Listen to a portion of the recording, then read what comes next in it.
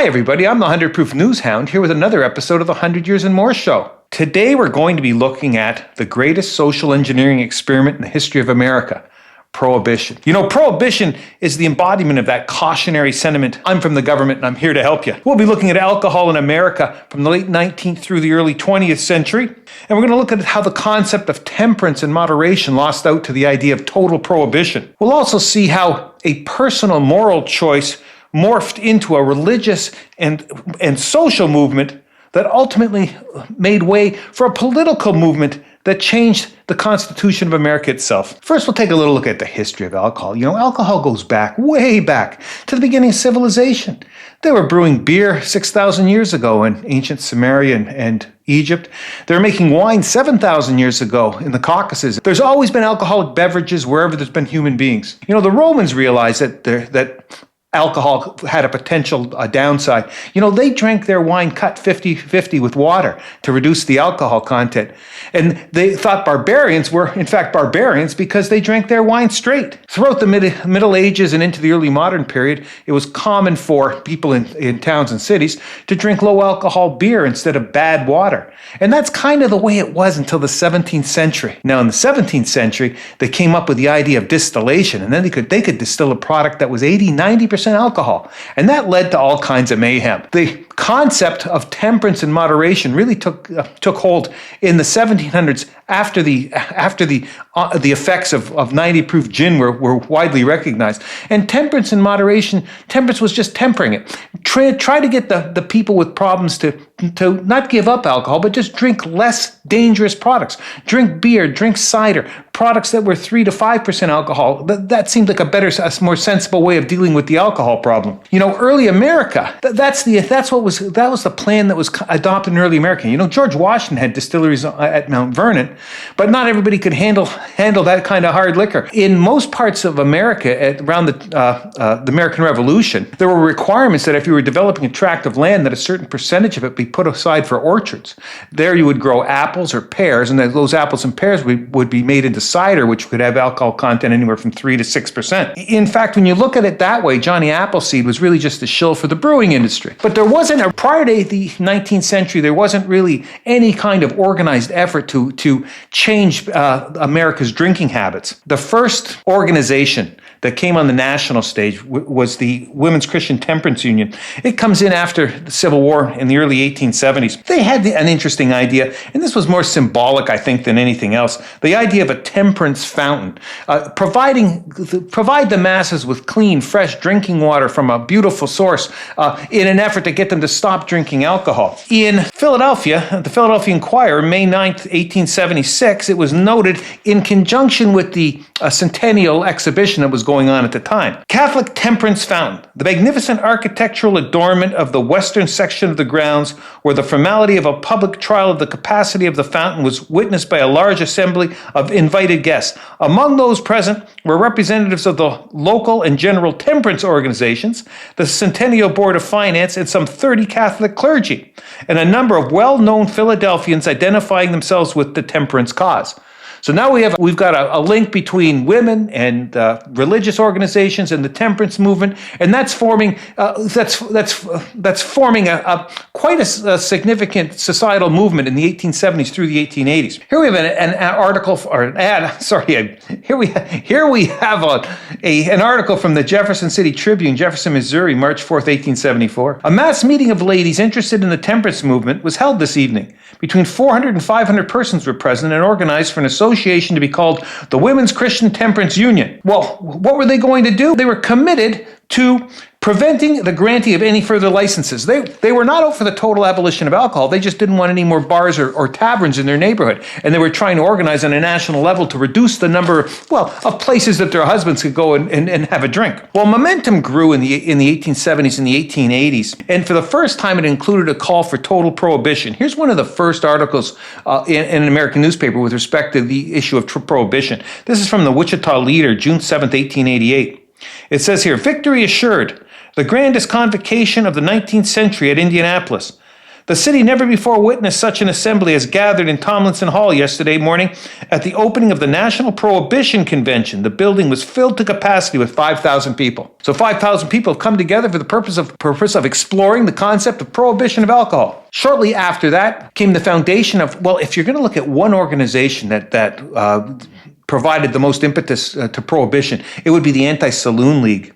And the Anti-Saloon League was founded in 1893 in Oberlin, Ohio, and was a key player in all progressive politics through the late 19th century and early 20th century. One of the things that you've got to realize, it's interesting, the concept of prohibition is being put forward by people that consider themselves progressives.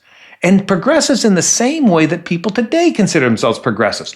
They're moving forward. They're progressing with an agenda to make improvements to the human condition, because they know better than the average person, what the human condition is and what would improve it. What's interesting, though, is that the progressives of the 1880s and 1890s were the exact opposite of the progressives of the 19-teens and the 20-teens and the 2020s. How so? Well, the progressives who were putting forward the concept of temperance and prohibition were rural, Protestants, and nativists. They distrusted immigrants implicitly. Whereas the wets, as they were called in this, the dries versus the wets, were urban, from cities, Catholics for the most part, and immigrants. The reason they're immigrants is that most at this time, immigration is mostly European, and all the European cultures are alcohol drinking cultures. The Germans have their beer, and they would settle in Milwaukee and St. Louis and start the breweries. The Poles have their vodka. The Italians have their wine. They're all drinking cultures. But they're drinking cultures that all have a similarity.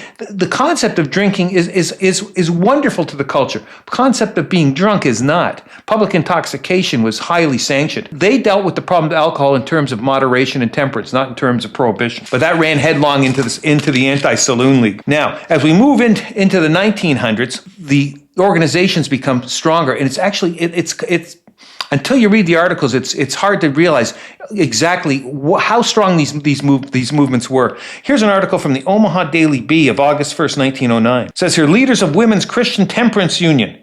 It's a great national organization that will bring some of the world's most noted women to Omaha in connection with the work of reform along social lines. Get a load of what that is. They're going to just change the world and improve you along social lines. Basically everything. It reminds me of a statement that the mayor-elect of New York City made a couple of weeks ago upon his election. And this is just an extrapolation of the earlier comment I made with respect to we're from the government and we're here to help you.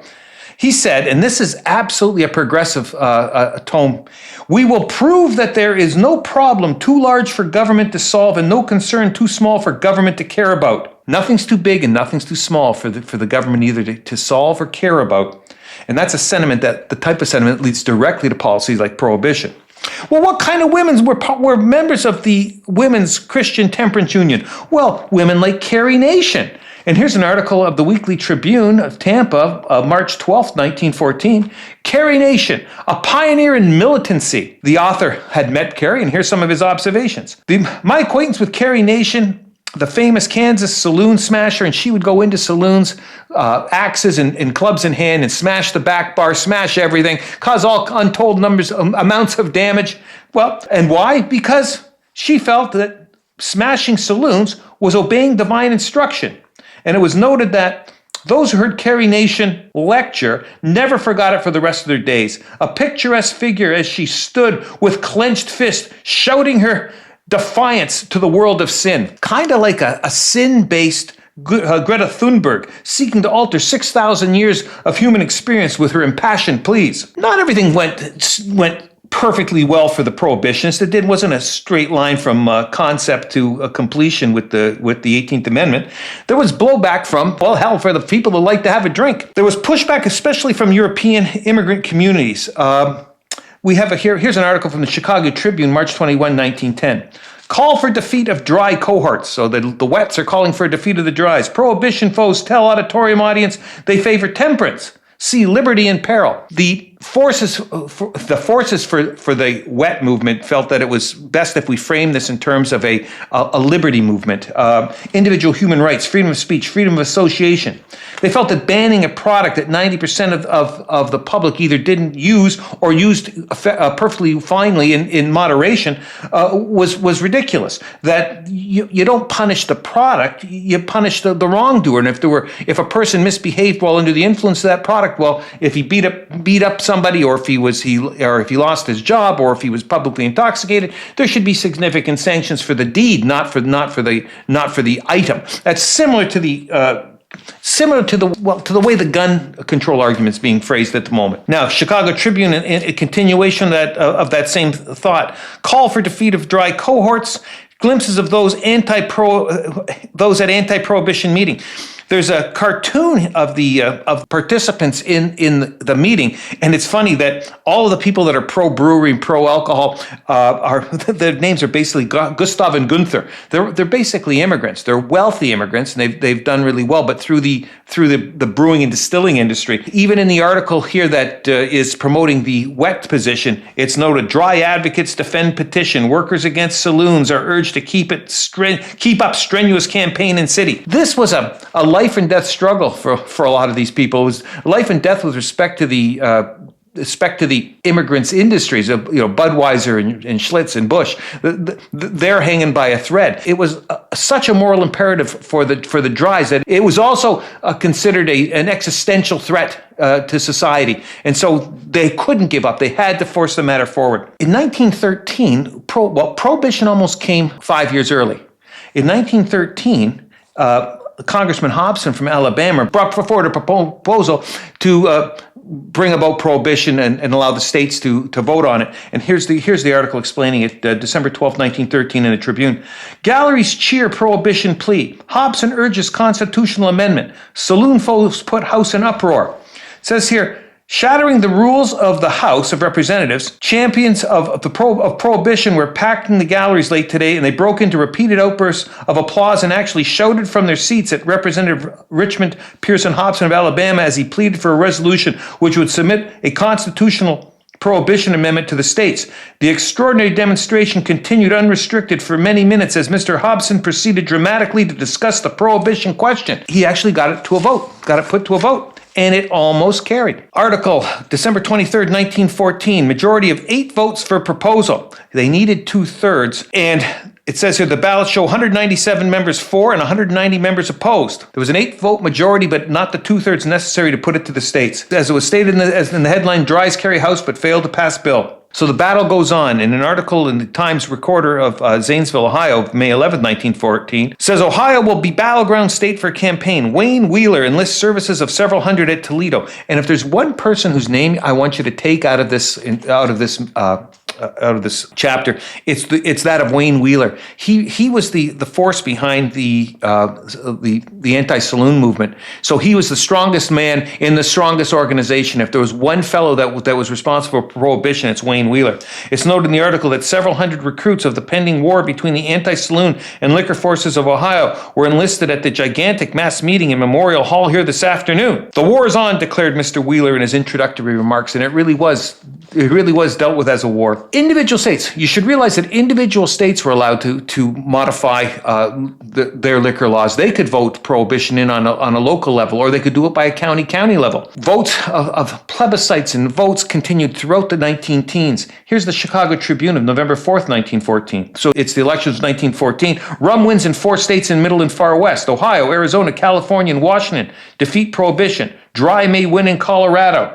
And back and forth it goes. The Tribune's article of March 4th, 1915, prohibition now law in Utah. South Dakota does likewise and endorses suffrage too. Suffrage, that was one of the tricky things here. This is one of the things the progressives did. They combined issues.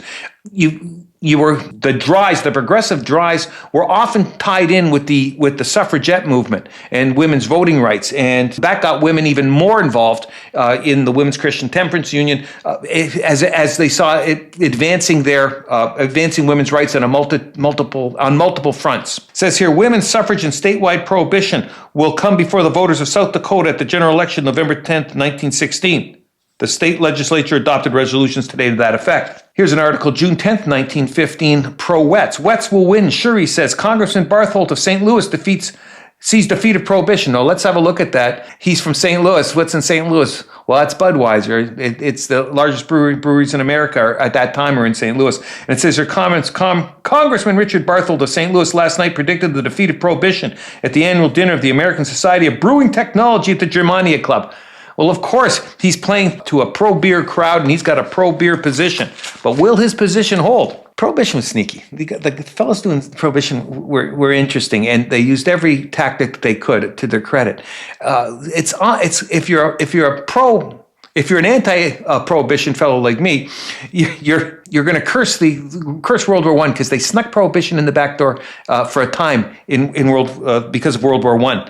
It says here in the Chicago Tribune of June 22, 1917, local leaders asked prohibition during the war. Many Chicagoans favor abolition of liquor traffic by the U.S. It was argued that they needed the alcohol they needed alcohol grain for military purposes. The grain was better use for military and industrial purposes than it was just putting it down your gullet. And so prohibition was temporarily put in place during the duration of the war. One of the other things that they did at that time in 1917 was they substituted the income tax for alcohol duties. They realized that if we're going to shut down alcohol, we're going to lose those revenues. And the revenues at that time are 1/7 of all federal revenues were alcohol related. They replaced those revenues by putting in the income tax, which hadn't really existed before that. And I'm wondering what your opinion is with respect to how all that worked out. I'm sure we now have plenty of alcohol tax and an incredible amount of income tax. Something you won't notice, you won't know. I'm guarantee you won't know this, even if you're a devotee of prohibition. There's a map that was put in Chicago Tribune, November 19th, 1916. The liquor situation in the United States. The white part of America is dry, the black part is wet. And it's amazing. It exactly looks like the map of the last 2 or 3 elections. The vast majority of the interior of the United States is white, which would have been red. Now, modern, it would be Republican now, but back then it was progressive. It was progressive and dry. And where is drinking allowed? Well, in the Northeast and the major metropolitan centers, as well as Chicago and Milwaukee, out to Minneapolis because of the ethnic immigrant group there. New Orleans, Dallas, Tampa, Miami, all of those areas are wet, as is Nevada, because even back then, although gambling was at a low level, there's always a connection between gambling and alcohol. But I don't think anybody realized how much of the country was already dry before the prohibition laws were put in 1920. Now, the question here as we get into 1917 is there going to be a vote on prohibition, and how is Congress going to react to it? Chicago Tribune, June 26, 1917. Senate leans to dry U.S. Prohibition likely to win upper house. Oh my. August 2nd, 1917, they did it. Put bone dry U.S. up to states. So they've voted it. They've approved with a 2/3 majority the concept of prohibition, and they're sending it to the states for ratification. They got 6 years to ratify. They only took 2. Chicago Tribune, January 16th, 1919. Prohibition wins today, and the 18th Amendment is called into force. So, and the concept of prohibition is now in place. They're going to need an act enacted to regulate it, to put the rules and regulation in to see exactly how it's going to be enforced. But the concept is there. The Temperance Union and Anti-Saloon movement have been declared victorious, and they win. Here's a map, January 17, 1919, of the states that voted for and against, and you can see there are only 10 states here that voted against: Nevada, New Mexico, Wisconsin, Minnesota, New York, Pennsylvania, and a bunch of little guys along the East Coast. The rest of the country, 38 states voted for prohibition. And, well, let's see how that works out for them. Before we get to prohibition, though, there's going to be one last blowout, and that's going to be New Year's Eve, December 31st, 1919. Here's the article from the New York Tribune. 1920, christened by Manhattan in deluge of wine. Corks pop as Broadway takes final fling to bid New Year's welcome in one last wet revel. Cafes serve drinks free with meals. But there's always someone lurking. Dry sluice, keep eye on Broadway. And that's the term that they dry sluice for the cops, dry navy for the Coast Guard guys out there trying to enforce the law. So dry sleuths keep eyeing Broadway. Broadway feasted last night, but there was a skeleton at the feast. The grim rattle of bones came from a host of Internal Revenue agents who were loosed on New York's New Year's Eve to find out whether the Wartime Prohibition Act was violated. It was hardly recognized. But in order for them to make this work, there's going to have to be enforcement, and that's what we're going to see is going to be a major problem here. They have to have legislation that allows for the enforcement, and that's the Volstead Act. Volstead Act set out the rules and regulations with respect to what the 18th Amendment actually meant. And it was actually vetoed by President Wilson in probably the only act I approve of his entire presidency. But his veto was overridden and it came into place. And there were exceptions. I think most people are aware of some of the exceptions. Physicians were able to prescribe alcohol medicinally. You could get up to 1 pint of spirits every 10 days. Well, 1 pint actually means you cut it 50-50, and that means you got 2 pints. But a lot of people developed strange illnesses in the 1920s that required copious amounts of alcohol to treat. One of the other things that was allowed, and this was probably the biggest end run around the whole concept. You were allowed to make 200 gallons of non-intoxicating cider or fruit juice, and it could have alcohol content of up to 0.05. For some reason, the Bureau of Internal Revenue struck that down and effectively legalized the making of wine. So, as we said earlier, alcohol is not that difficult a product to make. It occurs naturally, even without human intervention. You can find it in nature. It was so easy to make at home. This was a way around. There was a company that produced grape juice concentrate, and included in their package of grape juice concentrate was a printed warning, and it said, "Do not mix with 2 gallons of water. Don't add yeast. Don't add 1 cup of sugar. Don't put away in a closet for 90 days in a container with a one-way valve, or you just might produce wine." So they sell you the product, they tell you how to make wine, but it's put on like a caution.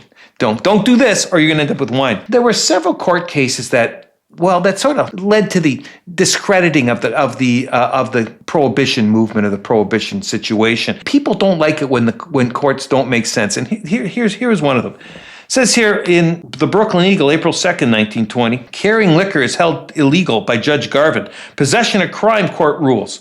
It says enforcement of prohibition through the Volstead Act was materially strengthened today by the decision of Judge Edward Garvin. The court upheld the validity of the clause in the Volstead Act defining possession of liquor to be a violation of the amendment, even though the amendment does not specify that possession is a violation. So possession is in the act, the amendment is not a violation, but they're just saying it is. They're making stuff up. And making stuff up is the way a judge manipulates the law to move in the direction that he thinks it's necessary to move. This is a very progressive thing to do. In order for progress to happen, you can't just rely on what the words of the legislation say. We've got to imbue some meaning into those words so that they can really have some force and bite. Public doesn't like that sort of thing. At least large portions of the public don't like that. They got to enforce this prohibition thing, and they're going to do their best. Here's the New York Herald, June 19th, 1922. Dry raiders in war with moonshiners. Hundreds of prisoners are taken and many stills are seized. Casualties reported. Campaign starts in Kentucky-Virginia border and extends widely. But it's noted the real brunt of the movement is borne by sheriffs and deputies. And it concluded that it's one of the largest undertakings aside from a real war ever launched in this part of the country. So they've gone to the hills. They've gone to the hills of Tennessee, Kentucky, West Virginia, and they're hunting for the stills. But the stills will come back. You can take all the stills and they'll be replaced 10 times over within the next week. It's just too easy to make alcohol. All you need is a pot and some copper tubing. It really isn't that hard. If you're going to just make it for yourself, like if you were an individual in the early 1920s and you're looking at replacing your alcohol consumption through some other source, to do it, if you treated it like a hobby, you could generate more than enough for personal use. If you were rich, you socked away 10 years worth of booze in 1919 before prohibition came in. But it's so easy to make alcohol. I guess the reason that you've got the problem with organized crime and bootlegging and rum running is the fact that, most people aren't handy, I guess, and they're not even at an individual level able to produce this easily reproducible product. Well, here we go. They're trying to track down the rum runners. Here we go. $1 million rum ship taken by Dry Navy. August 5th, 1922, New York Herald. Chaser Hahn and Henson sees yacht onward from Nassau, 6,000 cases on board. Whiskey vessel skipper says she was once owned by Henry Ford. The government would go on and build and buy dozens of ships in what they called the dry navy. But it was just too big. The country's too big. The border, coastline isn't just straight, right? There's bays, nooks, crannies. If you circle including the Great Lakes and St. Lawrence Seaway, there's 95,471 miles of coastline. How the heck are you supposed to patrol that with 100 ships? It's impossible. What was possible was bringing over thousands and thousands of cases of liquor down from Canada and offshore from Bermuda and the Bahamas. That was more than possible. And what that led to was the development of organized crime, because if you can't sell a product legally, someone's going to step in and do it illegally. And here we have the Chicago Tribune, Monday, August 3rd, 1925. Police declare war on crime forces in city. 227 murders in the last 211 days. And that's what the public could see. We can argue all day of whether or not there was a change in the crime rate as a result of removing a large amount of alcohol from society. Were there fewer drunken beatings? Were there fewer petty crimes? What the public saw was there were more violent crimes and more murders. Here's what it says. Citizens are being murdered in Chicago at a rate of more than one each day. A total of 227 have been murdered to date this year. If that pace lasts for the remaining 154 days, there will be 391 murders in Chicago this year. And then they go through and show how many murders there had been from 1920 to 1925. And in 1920, there were 194. 21, 190. Next year, 228. Next year, 270. The next year, 347. And this year, in 2025, was going to be 391. They see the murder rate going up. They're afraid. And what they really see are things like this. St. Valentine's Day Massacre. Here's the Chicago Tribune, February 15, 1929. 7 of Moran gang lined up against wall in own headquarters and killed by rivals' machine guns. The article has a wonderful selection of photographs here, including the victims and Al Capone. And everybody knows it's Al Capone, and the paper says it's Al Capone, but nobody can prove nothing. Eventually, of course, they have to send Capone away on tax evasion charges. But this level of high crime violence is getting to be too much for the citizenry. So they start taking it to votes, to plebiscites. They want to change the law. Chicago Tribune, November 5th, 1930. Wet ballot swamp dries in referendum. Victories by the wets in many parts of the country formed an outstanding feature of the election. It's noted that the prohibition issue was responsible for many upsets in House contests. Wet Democrats were elected over present dry Republicans in Illinois, Ohio, Indiana, Missouri, and other states. And it was noted here, in 1933, in the run-up to repealing the amendment, Illinois 4-1 for repeal. Chicago rolls up an 11-1 wet majority. Downstate breaks rule of dries. The wets are on the ascendancy. Finally, December 6, 1933, the Chicago Tribune announces it's mourning after 14 years. U.S. dry law erased from Constitution. It says here, First Amendment to be repealed. Well, 18th Amendment to be repealed. That's pretty funny. First Amendment. Well, maybe they were trying that too. The movement to overturn the 18th Amendment went incredibly quickly, and the 21st Amendment became law in 1933. We have here a nice article, Chicago Tribune, December 6, 1933. Utah completes ratification of repeal. Chicagoans celebrate end of prohibition and return to legal liquor. And they have the photographs here of the people dancing in the streets and dancing on tables and dancing basically everywhere else. And so we have the end of the greatest social engineering project in the history of America.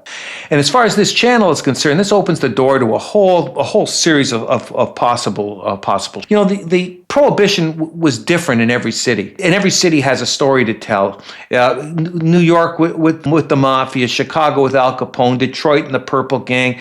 There's stories to be told in Kansas City, Cincinnati, across the country. We'll be focusing on, if not focusing, we'll be showing those sides of prohibition in the months and years to come. And we hope you enjoy it. But we're going to end today. We're going to end today with an appropriate cocktail and celebrate the end of Prohibition. We're going to bring back the wets. This is a tropical drink. It's almost a tiki drink. So what we got to think of is a sloop. It's coming in. It's 1925, and a sloop is coming in from the Bahamas with 6,000 cases of liquor, and it's heading for Miami. And when you pull into port, this is what you're going to have. A rum runner. You're going to need a big glass. This is a big drink. It's an ounce of light rum. It's an ounce of Navy strength rum. That's 151 proof. It's an ounce of banana liqueur. half an ounce of blackberry liqueur, 2 ounces of pineapple juice. I told you this is like a giant tiki drink. An ounce of lime juice, a half ounce of grenadine. You take all those ingredients and you put them in a shaker full of ice, and you got to shake it because there's lots of juice in this one. Shake the bejabbers out of it till it's cold. Fill a hurricane glass. Hurricane glass is the most tallest cylindrical glass you can find. Fill it with ice. Strain the drink into that. This is one where you're going to garnish with a brandy cherry and a pineapple wedge on the edge of the glass, and you're going to drink this one with a straw, but not one of those cheesy cardboard straws. You need a really good plastic straw, because this is a big drink. It's going to take you a long time to finish it. Okay. Well, that's it, folks. Like and subscribe. If you're still here to the end, like and subscribe like I know you will. And we'll see you next week with another episode of the 100 Years and More Show. Take care, everybody.